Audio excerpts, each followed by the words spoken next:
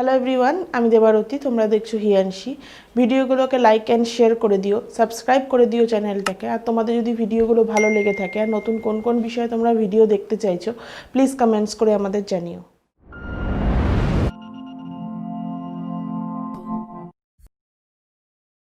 আজকে এই ভিডিওটাতে আমি তোমাদের একটা ক্যামেরা আনবক্সিং করে দেখাবো, নিকন 7100। যারা নতুন এই প্রফেশনে তাদের জন্য খুবই ভালো ক্যামেরাটা, এর ফিচার্সগুলো খুবই ভালো। আজকে আমি ক্যামেরা ডিটেলসে যাচ্ছি না, নতুন অন্য কোনো ভিডিওতে আমি এর ডিটেলসটা তোমাদের সাথে অবশ্যই শেয়ার করব। যাদের মোটামুটি 45 থেকে 50,000 টাকা মতন বাজেট রয়েছে, তোমরা নিকন 7100 ক্যামেরাটা নিতেই পারো। আমি কোথা থেকে নিয়েছি তার ডিটেলসটা আমি ডেসক্রিপশান বক্সে দিয়ে দেবো, তোমরা চাইলে সেখান থেকেও পারচেস করতে পারো। আর ক্যামেরাটার মধ্যে কি কি ফ্যাসিলিটিস নতুন নতুন আছে, কেন আমি লঞ্চ করার এতটা পরে হলেও ক্যামেরাটা এতদিন পর নিলাম, তো সেটা আমি অবশ্যই শেয়ার করব। কিন্তু ক্যামেরাটার আনবক্সিংটা তোমরা আজকে দেখে নাও।